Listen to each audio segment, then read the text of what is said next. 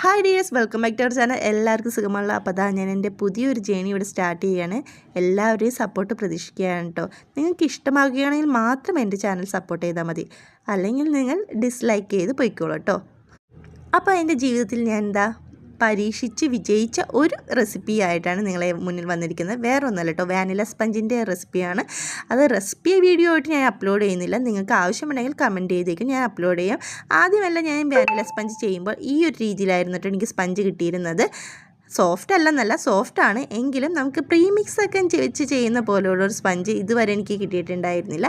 അപ്പോൾ ഇപ്പം ഞാൻ ആ ഒരു സ്പഞ്ചിൻ്റെ റെസിപ്പിയാണ് കാണിക്കുന്നത്. റെസിപ്പി എന്താണ് ഡീറ്റെയിൽ ആയിട്ടൊന്നും പറയുന്നില്ല, എങ്കിലും നിങ്ങൾക്ക് ആ ഒരു ജസ്റ്റ് ഒരു വീഡിയോ ഷെയർ ചെയ്ത് തരാം. ഞാനിത് ഇങ്ങനെ ഓവനിലൊന്നും അല്ല കേട്ടോ ബേക്ക് ചെയ്യുന്നത്, ഇതേപോലെ ഇഡ്ഡലിച്ചെമ്പിലൊക്കെയാണ് ബേക്ക് ചെയ്തെടുക്കുന്നത്.